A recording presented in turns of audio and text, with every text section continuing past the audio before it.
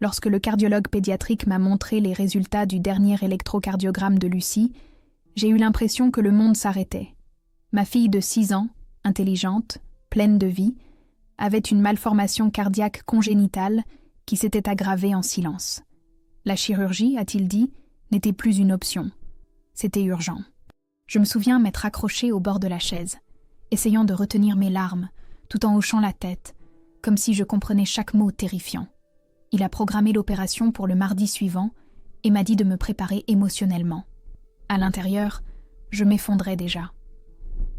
Je suis sortie de l'hôpital universitaire de Lyon, l'esprit embrumé. Le soleil brillait sur les platanes de l'avenue, mais je ne voyais que des ombres. J'ai marché jusqu'au marché de la Croix-Rousse, notre rituel du vendredi, où Lucie demandait toujours un jus d'orange fraîchement pressé. Aujourd'hui, elle était à la maison avec ma mère, dessinant et riant, inconsciente de tout. Comment lui expliquerais-je qu'il faudrait ouvrir sa petite poitrine? Les jours suivants, je les ai passés plongés dans des recherches, contactant des spécialistes et planifiant chaque détail du séjour de Lucie à l'hôpital. Mon mari, Thomas, essayait de rester fort, mais je voyais aussi la panique dans ses yeux. Nous avons décidé de garder la nouvelle en famille. Cela incluait sa mère, ma belle-mère, Catherine. J'ai hésité avant de l'appeler. Catherine et moi avions toujours eu une relation compliquée. Depuis que Thomas et moi nous étions mariés il y a 8 ans, elle avait clairement fait savoir qu'aucune femme ne serait assez bien pour son fils. Au début, c'était de petits commentaires. La quiche n'avait pas assez de fromage. Ma façon de repasser les chemises de Thomas laissait des plis invisibles. Avec la naissance de Lucie, ces critiques se sont intensifiées. Elle remettait en question chaque décision. De l'allaitement au choix de l'école. Trop laxiste, surprotectrice, dramatique. Ses étiquettes changeaient selon son humeur. Lors des repas de famille du dimanche, dans son appartement du quartier des Brotteaux, Catherine trouvait toujours le moment de me murmurer un conseil non sollicité, tout en servant son légendaire gratin dauphinois que personne n'osait critiquer. Mais il ne s'agissait pas de moi, il s'agissait de Lucie. Alors j'ai composé son numéro et je me suis préparée mentalement. « Allô ?» Sa voix semblait distante, comme si elle était occupée par quelque chose de plus important. « Catherine, c'est Isabelle. Je dois te parler de Lucie. » J'ai essayé de garder une voix ferme pendant que je lui expliquais le diagnostic, la nécessité de la chirurgie, l'urgence. Le silence à l'autre bout du fil m'a rendue nerveuse. Finalement, elle a parlé. « Une chirurgie ? Es-tu sûre que tu n'exagères pas encore ?» Sa réponse fut plus froide que je ne l'espérais. J'ai essayé de lui expliquer la gravité de la situation, citant le médecin, proposant même de lui envoyer le rapport de cardiologie. Mais elle l'a rejeté. Les enfants sont résistants. Tu es peut-être juste anxieuse. Tu as tendance à dramatiser les choses. J'ai pris une profonde inspiration. Catherine, le docteur Dubois a dit que sans cette opération, Lucie pourrait... Le docteur Dubois, m'a-t-elle interrompue. C'est ce jeune homme qui semble tout juste sorti de la faculté? Mon Dieu, Isabelle, tu devrais demander un deuxième avis. Mon amie Marie a un neveu cardiologue à l'hôpital Georges Pompidou. Lui, c'est un vrai professionnel. Il était inutile de discuter. Je lui ai dit que j'y penserais et j'ai raccroché. Cette nuit-là, alors que je préparais le gratin dauphinois que Lucie aimait tant, j'ai raconté à Thomas notre conversation. « Tu sais comment est ma mère ?» a-t-il dit en remuant son café déjà froid. Elle s'inquiète à sa manière. Ce n'est pas de l'inquiétude, Thomas, c'est du contrôle. J'ai baissé la voix pour que Lucie, qui coloriait à la table du salon, ne m'entende pas. Ta mère croit qu'elle en sait plus que les médecins. Thomas a soupiré, pris comme toujours entre sa loyauté envers moi et sa peur d'affronter sa mère. Je vais lui parler, a-t-il promis. Mais je savais que ses conversations avec Catherine se terminaient toujours de la même façon, avec lui qui cédait. Les jours ont passé en un éclair entre les analyses préopératoires et les visites à l'hôpital. J'ai essayé de maintenir la normalité pour Lucie. Je l'ai emmenée au parc de la Tête d'Or pour qu'elle court le long du Rhône. Nous avons acheté des glaces chez Nardone et avons rendu visite à sa grand-mère paternelle comme tous les jeudis. Catherine s'est montrée étrangement aimable lors de notre visite, préparant du chocolat chaud pour Lucie et lui montrant des albums de photos de Thomas quand il était petit. Elle n'a pas mentionné l'opération, ce qui m'a semblé un soulagement. Peut-être avait-elle changé d'avis, comme je me trompais. 2 jours avant l'opération, j'ai reçu un appel de l'hôpital. Ils avaient annulé la chirurgie à la demande d'un membre de la famille qui prétendait être le tuteur légal. J'étais sous le choc. Mes jambes ont cédé et je suis tombée par terre, le téléphone toujours à la main. Ma première pensée a été que quelqu'un avait fait une erreur, mais ce n'était pas le cas. Catherine avait appelé l'hôpital, s'était fait passer pour moi et avait insisté sur le fait que la procédure était inutile. Je n'arrivais pas à y croire. J'ai appelé Thomas immédiatement, la voix étranglée par la rage et la peur. Il était lui aussi atterré. « Je vais lui parler tout de suite », a-t-il dit, avec une fermeté qu'il montrait rarement quand il s'agissait de sa mère. En attendant, j'ai appelé l'hôpital pour clarifier la situation. On m'a demandé de venir en personne avec une pièce d'identité. J'ai récupéré Lucie à l'école, où elle avait insisté pour aller malgré mon désir de la garder près de moi. En chemin, elle m'a demandé pourquoi j'étais si sérieuse. Je lui ai dit que nous devions aller à l'hôpital pour des papiers, simplifiant la vérité pour ne pas l'effrayer. À la réception de l'hôpital, j'ai expliqué ce qui s'était passé. L'administratrice m'a regardée avec compassion, tandis qu'elle vérifiait mon identité et reprogrammait la chirurgie. Nous avions perdu une semaine cruciale. Quand je suis rentrée à la maison, Thomas était déjà là, le visage défait. « Qu'est-ce qu'elle t'a dit ?» ai-je demandé, tandis que Lucie courait dans sa chambre chercher ses poupées. « Elle nie tout », a-t-il répondu en passant la main dans ses cheveux. « Elle dit que c'est une confusion, qu'elle n'appellerait jamais l'hôpital. Tu sais qu'elle ment, n'est-ce pas ?» Thomas a hoché la tête lentement. « Je sais, mais je ne comprends pas pourquoi elle ferait une chose pareille. » Moi, je comprenais. C'était sa façon de montrer son pouvoir, de me discréditer en tant que mère, de me montrer qu'elle gardait le contrôle sur notre famille. Quand j'ai confronté Catherine, elle n'a pas nié. En fait, elle a souri, fière. Je l'ai sauvée d'être ouverte en deux sans raison. Tu transformes la petite en victime juste pour attirer l'attention. Ces mots étaient des coups de poignard. Je n'avais jamais ressenti une telle rage et impuissance à la fois. Nous étions dans son appartement au Brotteaux. L'endroit où Thomas avait grandi était rempli de photos de lui. Remise de diplôme, mariage, avec Lucie nouveau-née. Toutes encadrées d'argent et disposées stratégiquement pour que personne n'oublie qui était la matriarche de la famille.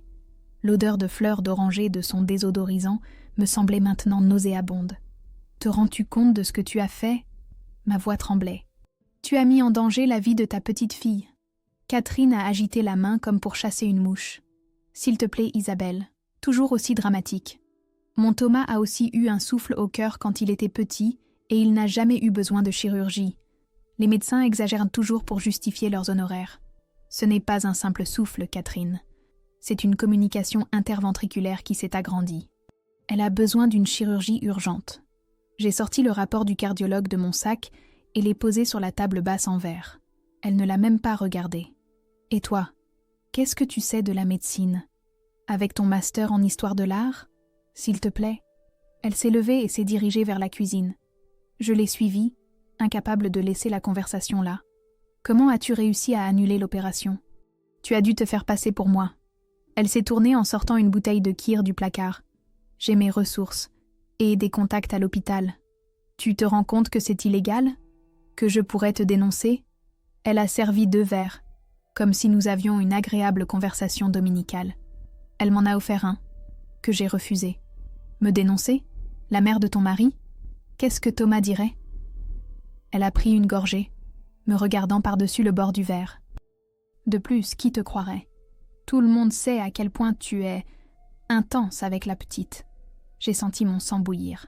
J'ai reprogrammé la chirurgie, et cette fois, je m'assurerai que personne n'interfère.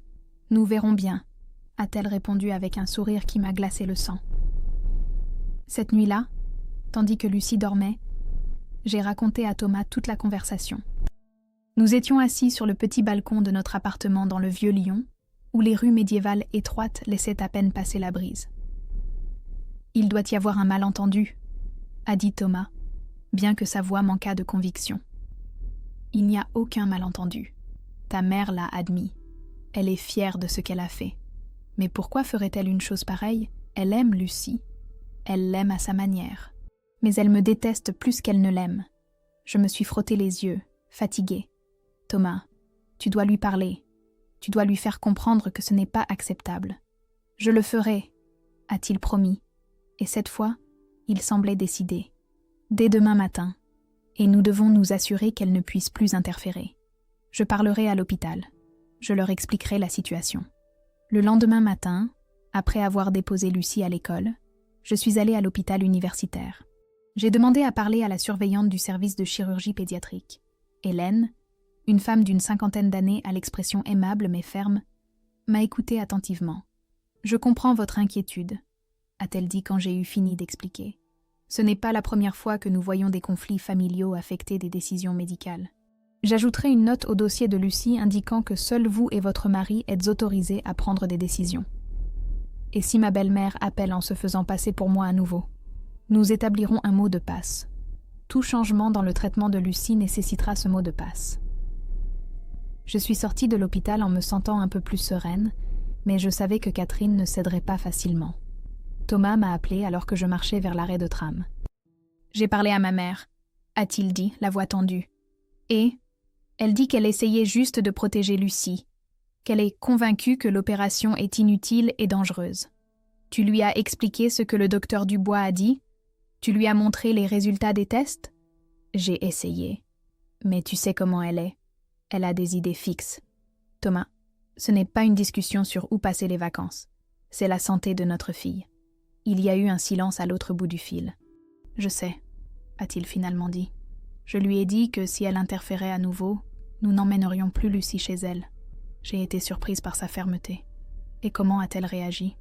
Elle s'est mise à pleurer. Elle a dit que j'étais un mauvais fils, que je la séparais de sa petite fille, typique de Catherine. Recourir au chantage émotionnel. « Tiendras-tu bon ? » ?»« Oui, » a-t-il répondu, même si je pouvais sentir le doute dans sa voix. Lucie est la priorité. Les jours précédant l'opération furent tendus. Catherine appelait constamment, s'adressant maintenant directement à Thomas. Ses tactiques changeaient. Parfois elle pleurait, d'autres fois elle se montrait autoritaire, puis elle passait à offrir des alternatives naturelles à la chirurgie. Un jour, elle est même apparue à la porte avec un guérisseur qui prétendait pouvoir soigner les malformations cardiaques par imposition des mains. Thomas, à ma surprise, ne l'a même pas laissé entrer. Pendant ce temps, nous essayions de maintenir la normalité pour Lucie. Nous lui avons expliqué, en termes qu'elle pouvait comprendre, que les médecins allaient réparer son cœur pour qu'elle puisse courir et jouer sans se fatiguer autant. Elle l'a pris avec la résilience surprenante des enfants, plus préoccupée de savoir si elle pourrait emmener sa peluche préférée à l'hôpital que par l'opération elle-même. La veille de l'hospitalisation, Thomas a reçu un appel de sa sœur Sophie, qui vivait à Paris et venait rarement à Lyon. « Maman m'a appelée hystérique », lui a-t-elle dit. « Elle dit que vous soumettez Lucie à une opération inutile et dangereuse. » Thomas a mis le haut-parleur pour que je puisse entendre. « Tu sais que ce n'est pas vrai, Sophie. Lucie a un grave problème cardiaque. Nous avons les rapports médicaux. »« Je sais, » a-t-elle répondu. « Je connais maman. Je voulais juste vous prévenir. » Elle appelle toute la famille, racontant sa version de l'histoire. Mon estomac s'est serré. Qu'est-ce qu'elle dit exactement ? Il y a eu une pause gênante. Qu'Isabelle est...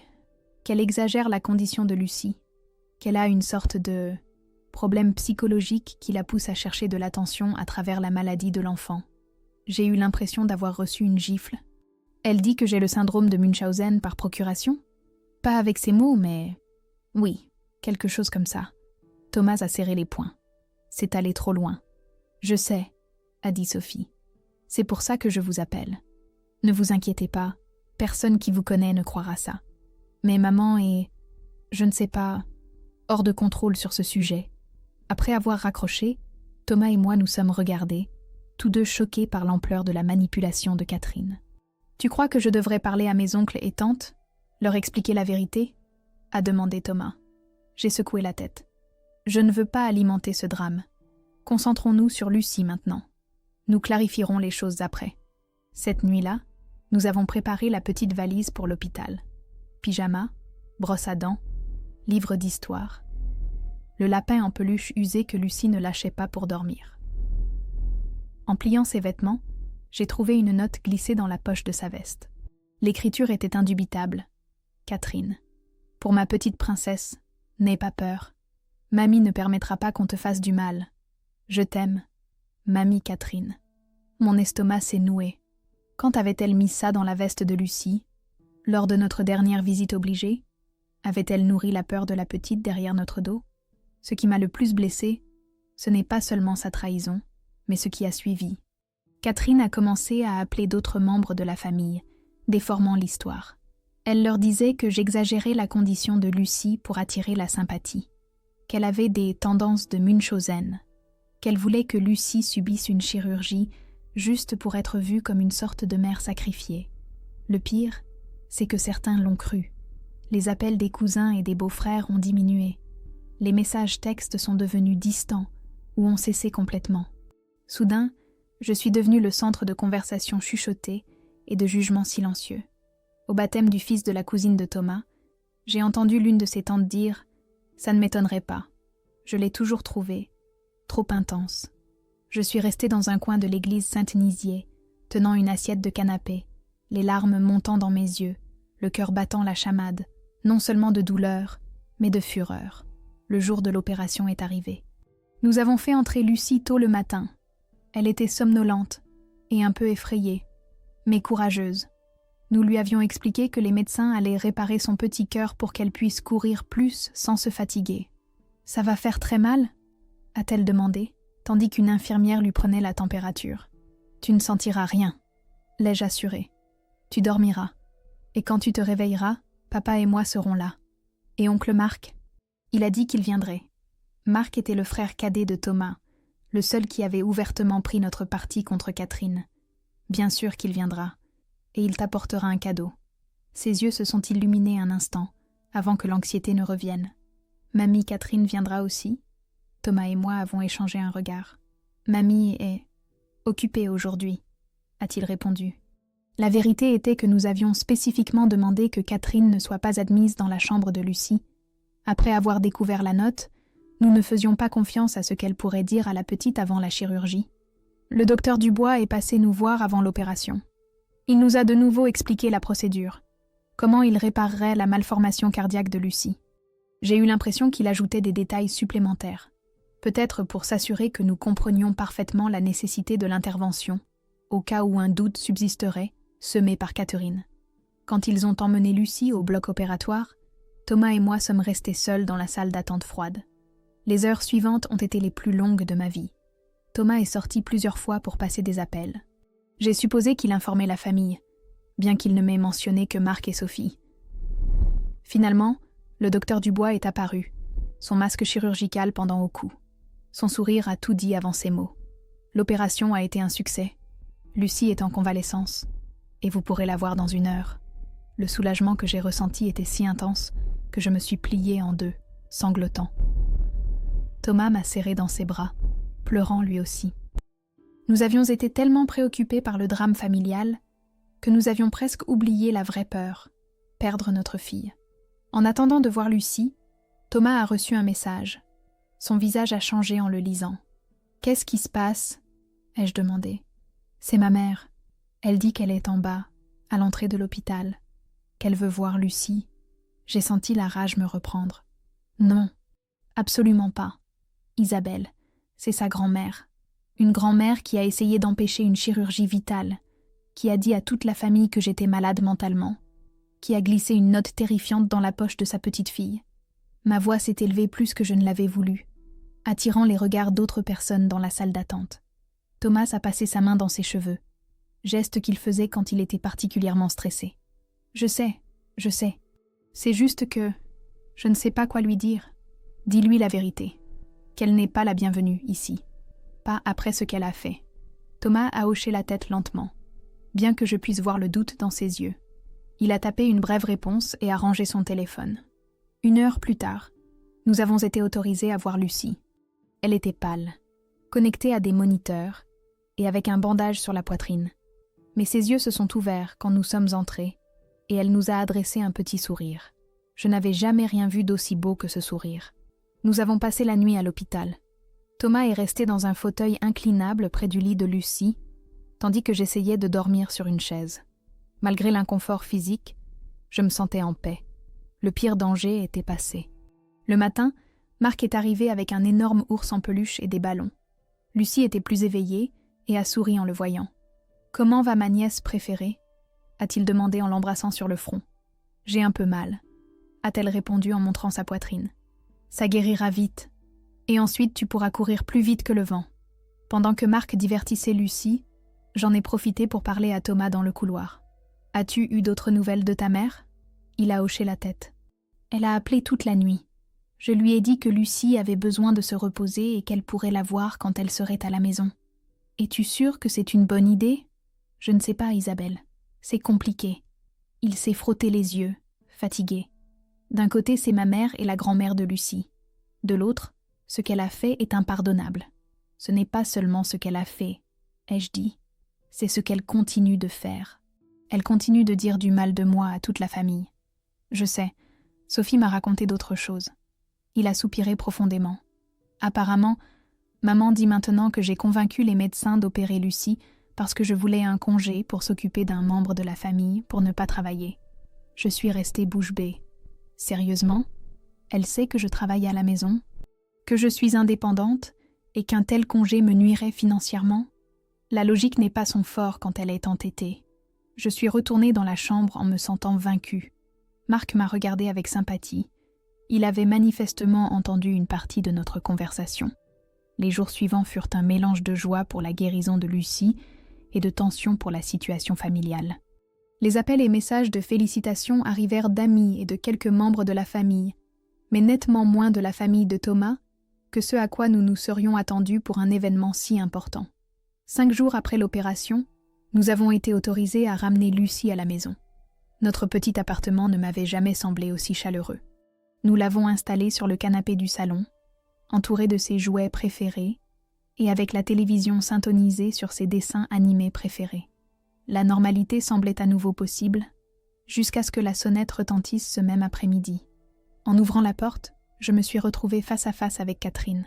« Je viens voir ma petite fille », a-t-elle annoncé, essayant d'entrer sans attendre d'invitation.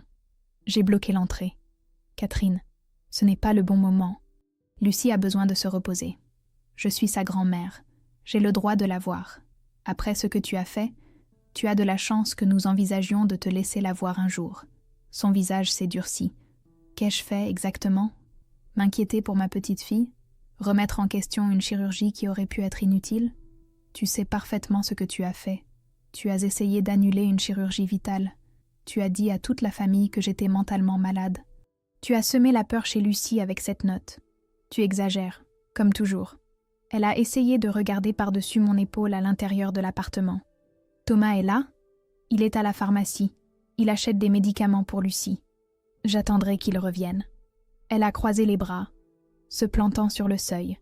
À ce moment-là, j'ai entendu la voix de Lucie depuis le salon. « Maman ? C'est qui ?» Catherine a profité de mon moment de distraction pour tenter d'entrer. Je l'ai arrêtée, plus fermement que je ne l'avais voulu, en la repoussant légèrement en arrière. « Tu m'as agressée !» s'est-elle exclamée, les yeux brillants d'indignation théâtrale. « Mon propre fils le saura. Pars, Catherine, s'il te plaît. Pas maintenant. » À ma surprise, elle est partie, non sans me lancer un regard qui promettait vengeance. Je n'ai pas eu à attendre longtemps pour découvrir quelle serait cette vengeance. Ce soir-là, tandis que Lucie dormait, j'ai reçu un appel d'un numéro inconnu. C'était une photo de Catherine tenant un document officiel. En m'approchant, j'ai reconnu l'entête d'un commissariat. Le message disait « Trop tard, justice en marche ». Mon cœur s'est emballé. Avait-elle tenu sa menace ? Avait-elle vraiment déposé une fausse plainte contre moi ? J'ai immédiatement appelé Sarah, une amie de l'université qui travaillait maintenant comme avocate. Nous nous sommes rencontrés le même après-midi dans un café près de la Cité internationale. Pendant que les touristes admiraient l'architecture futuriste de Renzo Piano, je lui ai raconté toute l'histoire. Sarah a écouté sans m'interrompre, prenant des notes occasionnelles dans son carnet. « Votre belle-mère a commis plusieurs délits », a-t-elle finalement dit. « Usurpation d'identité, interférence dans un traitement médical, et peut-être même mise en danger d'un mineur.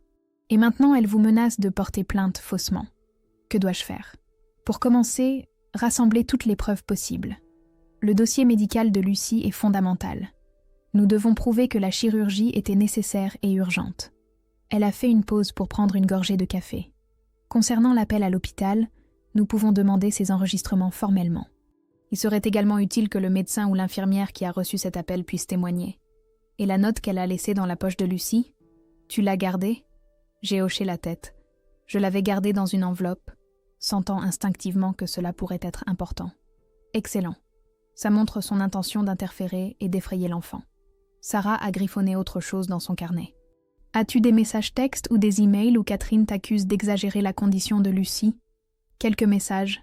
Et il y a les témoignages de Sophie et Marc sur ce qu'elle a dit à la famille. Bien. Plus il y a de preuves documentaires, mieux c'est. Les témoignages sont utiles, mais il est toujours préférable d'avoir quelque chose par écrit. Au cours des semaines suivantes, je suis devenue une sorte de détective privé. Chaque conversation avec Catherine ou à son sujet était documentée. Thomas, qui avait finalement pris clairement mon parti, a commencé à enregistrer les appels avec sa mère, après avoir consulté Sarah sur la légalité de le faire. Lors de l'un de ces appels, Catherine a admis ouvertement avoir contacté l'hôpital pour annuler la chirurgie pour le bien de Lucie. Elle a également répété ses accusations concernant ma prétendue maladie mentale et mon désir d'attention. Thomas l'a confrontée, mais elle est restée ferme. « Un jour tu me remercieras », lui a-t-elle dit, « quand tu te rendras compte du genre de femme que tu as choisie comme mère de ta fille. » Pendant ce temps, le dossier médical de Lucie est arrivé par courrier recommandé. Je l'ai examiné page par page, soulignant chaque mention de la gravité de son état et de la nécessité urgente de l'intervention chirurgicale. Le docteur Dubois avait été méticuleux dans sa documentation, ce qui jouait maintenant en notre faveur. J'ai également contacté Hélène, la surveillante des infirmières qui m'avait aidé à établir le mot de passe pour protéger le traitement de Lucie. Après lui avoir expliqué la situation, elle a accepté de me fournir une déclaration écrite sur l'incident de l'annulation et les mesures qu'ils avaient prises par la suite. Je me souviens parfaitement du cas, m'a-t-elle dit. Ce n'est pas quelque chose que nous voyons tous les jours, et l'appel a immédiatement soulevé des soupçons, car la personne qui s'est identifiée comme vous ne connaissait pas les détails de base de l'historique de Lucie. Cette déclaration fut une pièce cruciale dans notre dossier de preuves grandissant. Sarah m'a aidé à tout organiser chronologiquement, créant un dossier qui clarifiait le schéma de comportement de Catherine. Lucie, quant à elle, se rétablissait rapidement. 2 semaines après l'opération, elle demandait déjà à sortir au parc. Sa cicatrice guérissait bien, et les médecins étaient satisfaits de ses progrès. L'avoir retrouvé des forces et de l'énergie était le meilleur antidote à l'amertume que je ressentais de toute cette situation avec Catherine. Un après-midi, tandis que Lucie dessinait à la table de la salle à manger, je me suis assise à côté de Thomas pour discuter de notre prochaine étape. Sarah dit que nous avons suffisamment de preuves pour nous défendre si ta mère tient sa menace de me dénoncer, lui ai-je expliqué. Mais nous pourrions aussi prendre l'initiative. Que veux-tu dire? Nous pourrions la dénoncer nous, pour usurpation d'identité, pour interférence dans le traitement médical de Lucie. Thomas s'est visiblement tendu. Malgré tout ce qui s'était passé, l'idée de dénoncer sa propre mère lui était clairement difficile. Je le comprenais. Catherine, avec tous ses défauts, restait sa mère. N'y a-t-il pas un autre moyen? A-t-il finalement demandé. Nous pourrions la confronter, lui montrer les preuves que nous avons et lui faire comprendre que si elle continue avec ses mensonges et ses menaces, nous irons à la police. Il a hoché la tête lentement. Le dîner de famille du dimanche. Tout le monde sera là. Nous pourrions le faire là. L'idée me rendait nerveuse. Affronter Catherine devant toute la famille, y compris ceux qui avaient peut-être cru ses mensonges à mon sujet, semblait intimidant. Mais c'était aussi l'occasion parfaite de laver mon nom une fois pour toutes. D'accord, ai-je finalement dit. Mais allons-y préparer.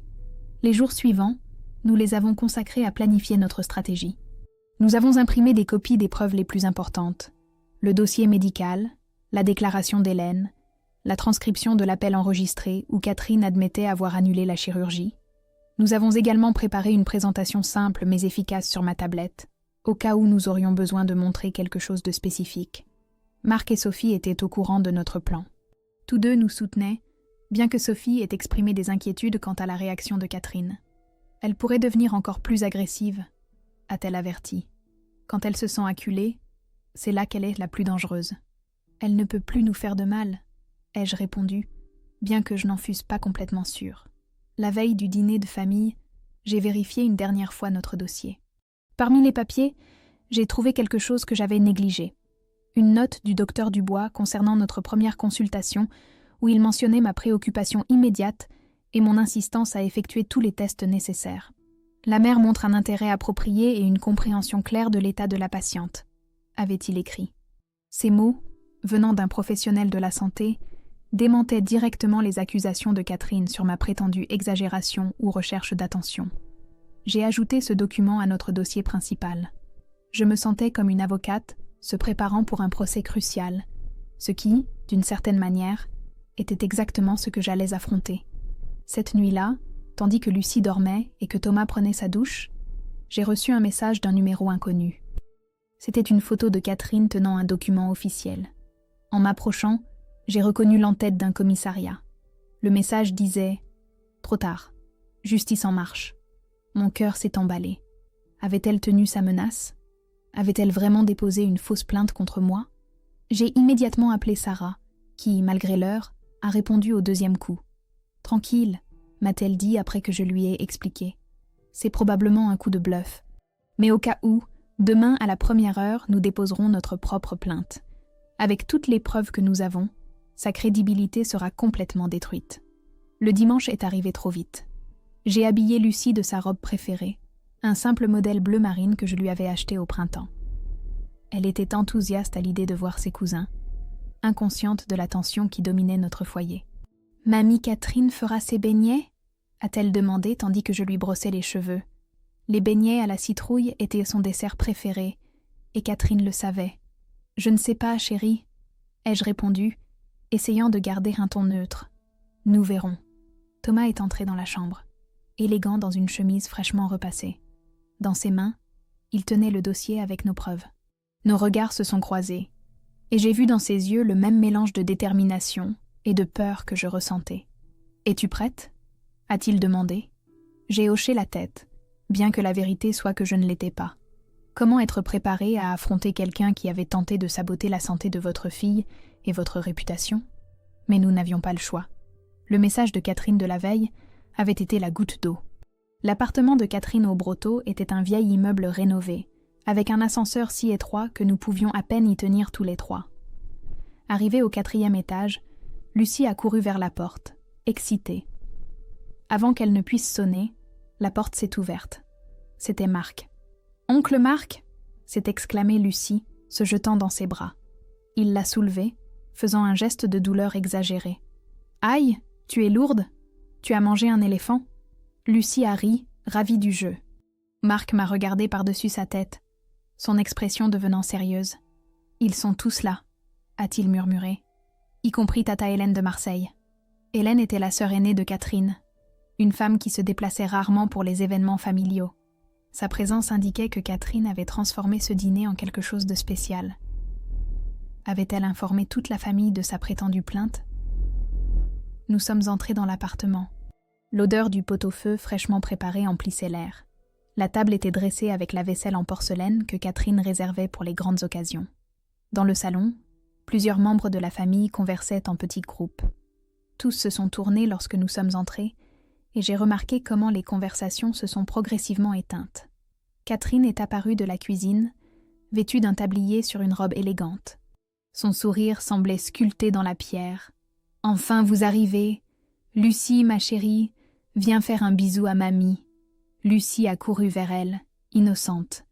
Catherine l'a serrée dans ses bras, me lançant un regard défiant par-dessus la tête de l'enfant. Le message était clair. « Regarde, elle m'adore malgré tes mensonges. » Les minutes suivantes furent un défilé de salutations inconfortables. Certains membres de la famille semblaient éviter le contact visuel avec moi. D'autres étaient exagérément cordiaux, comme pour compenser quelque chose. Sophie, arrivée de Paris ce matin-là, m'a donné une longue étreinte et a chuchoté « Nous sommes avec toi ». Catherine a dirigé tout le monde à table avec l'autorité d'un général. Elle a placé Lucie stratégiquement loin de moi, entre elle et tante Hélène. Thomas et moi nous sommes retrouvés à l'extrémité opposée, comme si nous étions des invités de second ordre. Le repas a commencé par une conversation forcée sur des sujets sûrs. La météo, le dernier match de l'Olympique lyonnais, les prochains examens des enfants plus âgés. J'ai à peine touché au pot-au-feu, mon estomac noué par la tension. Thomas, à mes côtés, remuait la nourriture dans son assiette sans rien porter à sa bouche. Catherine, quant à elle, était dans son élément. Elle servait le vin, distribuait les meilleurs morceaux de pot-au-feu, racontait des anecdotes qui faisaient rire tout le monde. Quiconque ne connaissait pas la situation penserait qu'elle était la matriarche familiale parfaite. Quand le dessert a été servi, effectivement, des beignets à la citrouille pour le plaisir de Lucie, j'ai décidé que c'était le moment. J'ai regardé Thomas, qui a hoché la tête presque imperceptiblement. J'ai pris une profonde inspiration et je me suis levée, verre d'eau à la main, comme si j'allais proposer un toast. Avant de terminer le dessert, je voudrais dire quelque chose. Toutes les conversations ont cessé. 23 paires d'yeux se sont posés sur moi. Catherine a cessé de servir les beignets, sa cuillère suspendue en l'air. Beaucoup d'entre vous savent que Lucie a récemment été opérée d'une cardiopathie congénitale. Ce que vous ne savez peut-être pas, c'est que cette opération aurait dû être réalisée une semaine plus tôt. J'ai fait une pause, cherchant les mots justes. Quelqu'un a appelé l'hôpital en se faisant passer pour moi et a annulé la chirurgie. Des murmures surpris se sont fait entendre. Catherine a laissé tomber la cuillère sur le plat de beignets avec un bruit sourd. « Isabelle, s'il te plaît, ce n'est pas le moment de... » « C'est exactement le moment, Catherine. » L'ai-je interrompu. Thomas s'est levé et a posé le dossier sur la table. « Nous avons des preuves. La chirurgie a été annulée par une femme qui s'est identifiée comme moi. Mais ce n'était pas moi. » Catherine a pâli visiblement, mais elle s'est vite ressaisie. « Tu insinues que c'était moi ? Pourquoi ferais-je une chose pareille ? Parce que tu étais convaincue que l'opération était inutile. Parce que tu crois que tu en sais plus que les médecins. Parce que... » J'ai pris une profonde inspiration. Parce que tu as toujours voulu tout contrôler en rapport avec ton fils, et maintenant avec ta petite fille. Tante Hélène, assise à côté de Catherine, l'a regardée avec une expression confuse. « Catherine, c'est vrai ? » « Bien sûr que non !» s'est exclamée Catherine, sa voix plus aiguë que la normale. Isabelle est confuse. Le stress de l'opération de Lucie l'a affectée. Elle a toujours eu tendance à dramatiser. Thomas a ouvert le dossier et a sorti le rapport de l'hôpital. Ceci est le registre de l'appel. Quelqu'un qui a dit être Isabelle Dubois a annulé la chirurgie en prétendant que nous voulions un deuxième avis. Mais il y a un problème. Cette personne ne connaissait pas les détails de base de l'historique médical de Lucie, ce qui a soulevé des soupçons. Et ici, ai-je continué en sortant la déclaration d'Hélène, nous avons le témoignage de la surveillante des infirmières confirmant l'incident et les mesures qu'ils ont prises ensuite pour éviter que cela ne se reproduise. Les murmures se sont intensifiés. Catherine a regardé autour d'elle, cherchant du soutien, mais n'a trouvé que des expressions confuses ou accusatrices. « C'est ridicule !» a-t-elle tenté à nouveau. « Pourquoi ferais-je une chose pareille ?» Thomas a sorti son téléphone. « Je t'ai enregistré, maman. Quand tu m'as dit, et je cite textuellement, « J'ai annulé cette chirurgie inutile pour protéger Lucie de sa mère hystérique. » Le silence qui a suivi fut absolu. Catherine a regardé son fils avec incrédulité, comme si elle ne pouvait pas croire qu'il l'avait trahie de cette manière. « Tu m'as enregistré ? Ta propre mère ? Après que tu aies menacé de porter faussement plainte contre Isabelle pour agression, oui, nous avions besoin de nous protéger. » Sophie est alors intervenue. « J'ai aussi tes messages, maman. Où tu me dis qu'Isabelle a le syndrome de Munchausen, qu'elle invente des maladies pour Lucie, que l'opération était complètement inutile. Et moi, j'ai le diagnostic médical, ai-je exclamé en montrant le rapport cardiaque. Lucie avait une communication interventriculaire qui s'aggravait. Sans la chirurgie, elle aurait pu développer une hypertension pulmonaire ou une insuffisance cardiaque. J'ai étendu des copies des rapports médicaux sur la table. Certains membres de la famille se sont penchés pour les voir, leurs expressions passant du doute à l'étonnement et finalement à la compréhension. Catherine a tenté une dernière défense. Je protégeais Lucie. J'ai toujours voulu le meilleur pour elle. Le meilleur pour Lucie, c'était la chirurgie que tu as essayé d'annuler, a répondu Thomas, sa voix ferme mais triste. Et le pire pour elle serait de grandir au milieu des mensonges et des manipulations. De plus, ai-je ajouté en sortant le dernier document, nous avons ceci, un message où tu menaces d'avoir déposé une fausse plainte contre moi. Sais-tu que c'est un délit, Catherine ? Fausse plainte ? Tout comme usurper mon identité pour annuler une chirurgie vitale ? Tante Hélène s'est levée, son visage montrant un mélange d'horreur et de honte. Catherine, dis-moi que ce n'est pas vrai. Dis-moi que tu n'as pas fait ces choses. Catherine a regardé autour d'elle, acculée. Un instant, il a semblé qu'elle allait continuer à tout nier. Mais alors, quelque chose a changé dans son expression. Ses épaules se sont légèrement affaissées. « Je voulais juste protéger ma famille », a-t-elle murmuré. Cette chirurgie semblait si extrême. Et elle m'a désignée, a toujours été si contrôlante avec Lucie, si obsessionnelle. Catherine, l'a interrompu oncle Robert, le frère de son défunt mari. Ce n'est pas protéger la famille, c'est mettre en danger ta petite fille et diffamer ta belle-fille. Où est Lucie ? A soudainement demandé Thomas, remarquant que notre fille n'était plus à table. Je l'ai emmenée dans ma chambre pour regarder des dessins animés, a répondu Marc. Elle n'avait pas besoin d'entendre ça. Je l'ai remerciée du regard. Au milieu de toute cette situation, au moins Lucie était protégée. Catherine semblait avoir vieilli de 10 ans au cours des dernières minutes. Son maquillage parfait ne pouvait cacher la pâleur de son visage, ni les lignes de tension autour de sa bouche. « Et maintenant » a-t-elle finalement demandé, sa voix à peine audible. « Allez-vous me dénoncer ? M'humilier ainsi ?» Thomas et moi avons échangé des regards. Malgré tout, aucun de nous ne voulait porter cela devant la justice, si cela pouvait être évité. « Cela dépend de toi », ai-je répondu. « Si tu retires ces fausses accusations, si tu cesses de nous diffamer auprès de la famille, si tu respectes nos décisions en tant que parents, alors peut-être pourrons-nous trouver un chemin. Mais nous avons besoin de plus que des mots, » a ajouté Thomas. « Nous avons besoin de voir un réel changement dans ton comportement. » Tante Hélène a posé une main sur l'épaule de Catherine. « Je pense que tu devrais t'excuser, ma sœur. » Tout de suite, devant tout le monde. Catherine a regardé sa sœur, puis Thomas, et enfin moi. Ses yeux, normalement durs et calculateurs, semblaient ceux d'une femme perdue, confuse. Pour la première fois depuis que je la connaissais, j'ai vu Catherine non pas comme la méchante de notre histoire, mais comme une femme âgée, seule, s'accrochant désespérément à la seule chose qui lui restait, son rôle de matriarche familiale. Le silence s'est prolongé pendant ce qui a semblé une éternité. Puis, un par un, les visages se sont tournés vers Catherine. Sa sœur Hélène a été la première à parler, d'une voix douce. « C'est vrai ?» a-t-elle demandé, les yeux grands ouverts. Catherine a balbutié, a essayé de blâmer le médecin, l'hôpital, même moi. Mais le mal était fait. Les preuves étaient indéniables. « Je voulais juste protéger ma petite fille », a-t-elle finalement dit, sa voix se brisant, comme l'aurait fait Pierre s'il était en vie. La mention du défunt père de Thomas fut un coup bas. J'ai remarqué que mon mari se tendait à mes côtés. « Papa n'aurait jamais fait une chose pareille », a répondu Thomas avec fermeté. Il respectait les médecins. Il faisait confiance à la science. « C'était mon devoir de grand-mère », a insisté Catherine, élevant la voix. Cette opération était inutile, traumatisante pour la petite. Robert, qui était resté silencieux jusque-là, a frappé la table de la paume de la main. « Ça suffit, Catherine. Mon frère aurait honte de ce que tu as fait. Annuler une opération médicale en te faisant passer pour une autre personne. Te rends-tu compte que c'est un délit ? Que tu aurais pu mettre en danger la vie de ta petite fille ?»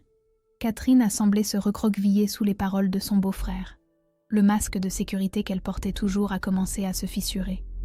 « Je croyais que je faisais ce qui était juste. » « Et diffamer Isabelle ?» a interrompu Sophie. « Dire à toute la famille qu'elle a un trouble mental, qu'elle inventait des maladies pour Lucie, c'était aussi faire ce qui était juste ?» Les larmes ont commencé à couler des yeux de Catherine. Ce n'étaient pas les larmes calculées qu'elle avait si souvent utilisées pour manipuler Thomas, mais des larmes véritables de quelqu'un qui fait enfin face à la réalité de ses actions. « Je voulais juste qu'on ait besoin de moi », a-t-elle chuchoté. « Depuis que Pierre est mort, je me suis sentie si inutile. Thomas ne me consultait plus pour rien. Isabelle prenait toutes les décisions concernant Lucie. C'était comme si je n'avais plus ma place dans cette famille. » Sa confession, si crue et honnête, m'a prise par surprise. Pour la première fois, j'ai vu Catherine non pas comme la méchante de notre histoire, mais comme une femme âgée, seule, s'accrochant désespérément à la seule chose qui lui restait, son rôle de matriarche familiale. Les autres membres de la famille ont commencé à murmurer, mal à l'aise. Certains semblaient honteux d'avoir cru les mensonges de Catherine. D'autres montraient de la compassion envers elle malgré tout. Tante Hélène s'est assise à côté de sa sœur et lui a pris la main. « Catherine, a-t-elle dit doucement, ce que tu as fait est très grave. Tu as menti, tu as manipulé, tu as mis en danger ta petite fille. Tu dois le reconnaître et demander pardon. » Catherine a regardé sa sœur, puis Thomas, et finalement moi. J'ai vu dans ses yeux le débat interne entre son orgueil et le besoin de salut. « Je suis désolée », a-t-elle finalement dit, sa voix à peine audible. « Je n'aurais pas dû... Je n'ai pas pensé aux conséquences. Ce n'étaient pas des excuses complètes, mais c'était un début. » Thomas s'est approché de sa mère et s'est agenouillé près de sa chaise. « Maman, tu auras toujours une place dans notre famille. Tu es la grand-mère de Lucie, ma mère. Mais tu dois comprendre qu'Isabelle et moi sommes les parents. Nous prenons les décisions concernant notre fille. » Catherine a hoché la tête lentement, les larmes coulant librement sur ses joues, laissant des sillons dans son maquillage parfait.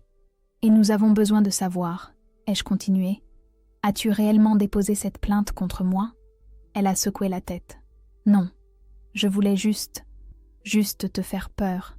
Le document sur la photo était une vieille contravention. » J'ai senti un poids énorme se soulever de mes épaules.